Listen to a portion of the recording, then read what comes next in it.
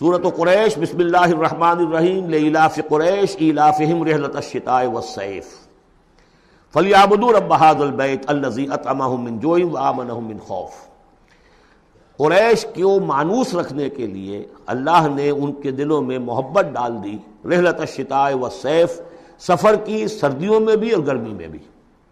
اس میں اشارہ ہو رہا ہے کہ جو ایسٹ ویسٹ ٹریڈ میں قریش کو مونوپولی حاصل ہو گئی تھی۔ پہلے یہ ٹریڈ قوم سبا کے ہاتھ میں تھی، جبکہ عروج کا دور تھا یمن کا۔ تو ہوتا یہ تھا کہ ہندوستان سے اور جاوا اور ملایا اور سماٹرا، بورنیو اور چین سے سارا جو سامان تجارت آتا تھا وہ یمن کے ساحل پر، کیونکہ نہر سویس تو تھی نہیں۔ اب ایک طرف وہ ہے فار ایسٹ، ایک طرف ہے یورپ، اور یورپ کو اور فار ایسٹ کو ملانے والے کوئی آبنائے نہیں ہے، پانی۔ اور وہ راستہ جو ہے round the cape of good hope, وہ تو 1498 میں واسکو ڈی گاما نے تلاش کیا ہے، گویا کہ حضور کی بعثت کے 800 برس بعد۔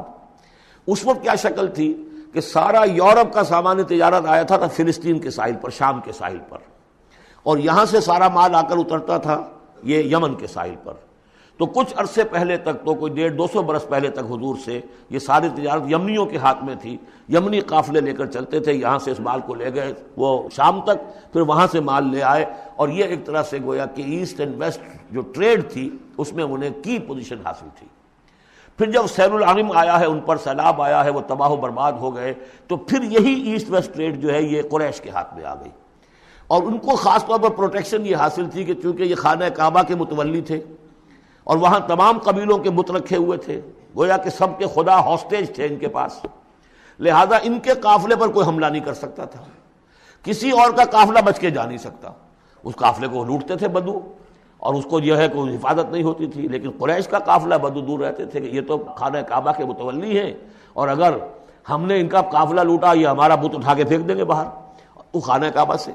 اس لیے انہیں اس خانہ کعبہ کی وجہ سے وہ پوزیشن حاصل ہوئی کہ انہیں تونگری اور دولت مندی حاصل ہو گئی، اور پھر یہ ایسا کرتے تھے، سردیوں کے زمانے میں یہ اپنا چکر لگاتے تھے یمن کا،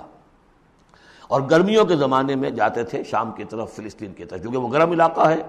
تو وہ سردیوں میں، اور یہ چونکہ زیادہ ٹھنڈا علاقہ تھا وہ گرمیوں میں۔ لإلاف قریش، اس واسطے کے مانوس رکھا قریش کو، الافہم رحلۃ الشتاء والصیف، ان کے دلوں میں وہ الاف سے مراد کیا ہے کہ سفر جو ہے ان کا جاڑے کا اور گرمی کا، اس سے ان کو گویا کہ مانوس کر دیا۔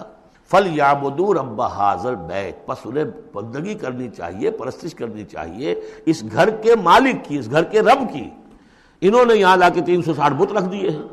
انہیں چاہیے تھا کہ خلوص اور اخلاص کے ساتھ جو اس گھر کا اصل مالک ہے، جس کی توحید کے لیے یہ مرکز بنایا تھا ابراہیم نے، ان کے جد امجد نے، اور کہا تھا کہ ربنا لیقیموا الصلاۃ، تیری نماز قائم کرنے کے لیے میں نے یہ گھر بنایا ہے، تو اس کو انہوں نے جو ہے بت قدا بنا دیا۔ دنیا کے بت قدوں میں پہلا وہ گھر خدا کا، ہم اس کے پاسباں ہیں، وہ پاسباں ہمارا۔